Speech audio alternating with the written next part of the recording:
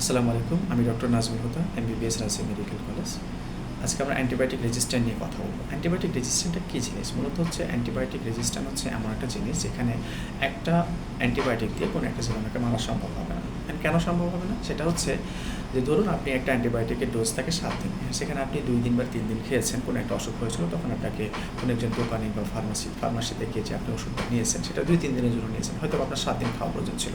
তো আপনি যখন এই ২-৩ দিন খাবেন তখন দেখা গেল যে এই হয়তোবা আপনি সাময়িকভাবে একটু মুক্তি লাভ করেছেন বলে মনে হচ্ছে এবং আপনি ওষুধটা বন্ধ করে দিয়েছেন। তো এই যে বন্ধ করার ফলে সাময়িক যে মুক্তি এটা কিন্তু পার্মানেন্ট ছিল না। তো আপনার শরীরে যে জীবাণুটা ছিল আপনার এই ওষুধটাকে তারা চিনে যায়। চিনে যাওয়ার ফলে তার শরীরে একটা কোড তৈরি করে ফেলে। এই কোড তৈরি করার ফলে এই জীবাণুটা তখন ওই অ্যান্টিবায়োটিকটাকে চিনে যায় যে অনেকটা এরকম গল্পের মতো। ধরুন আপনার একজন শত্রু আছে যে আপনাকে দেখলে ধরুন গুলি করবে। আপনাকে দেখলে সে গুলি করে দেবে।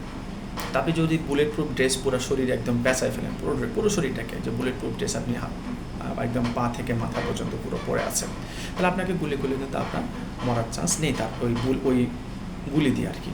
তো ঠিক জীবাণুটা অনেকটা সেম কাজ করে থাকে। যখন আপনি অ্যান্টিবায়োটিক ডোজ সম্পূর্ণ না করেন, পুরোপুরি জীবাণুগুলোকে ধ্বংস করে না ফেলেন, তখন এই সেম কাজটা ঘটে, যার ফলে ওই অ্যান্টিবায়োটিকটা দিয়ে ওই জীবাণুটাকে মারা যায়।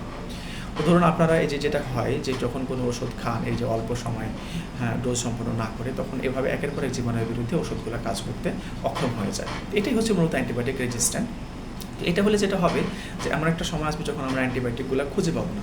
তখন সামান্য সর্দি কাশি বা কোনো একটা নর্মাল ইনফেকশনে দেখা গেলো যে এটা আর কোনোভাবে কন্ট্রোল হচ্ছে না এবং এটা ভয়াবহ আকার ধারণ করছে। সুতরাং চেষ্টা করবেন যে যত্রতত্র অ্যান্টিবায়োটিক সেবন না করে, ডাক্তার পরামর্শে অ্যান্টিবায়োটিক সেবন না করে একজন রেজিস্টার্ড ডক্টরের পরামর্শ নিয়ে অ্যান্টিবায়োটিক সেবন করবেন এবং অ্যান্টিবায়োটিক সেবন করার ক্ষেত্রে অবশ্যই পূর্ণ ডোজ সম্পন্ন করবেন। এটাই পরামর্শ থাকছে। সুতরাং ভালো থাকবেন, সুস্থ থাকবেন, নিজের প্রতি খেয়াল রাখবেন এবং যত্রতত্র অ্যান্টিবায়োটিক গ্রহণ না করে অবশ্যই একজন রেজিস্টার্ড ডক্টরের পরামর্শ নিয়ে গ্রহণ করবেন। ধন্যবাদ।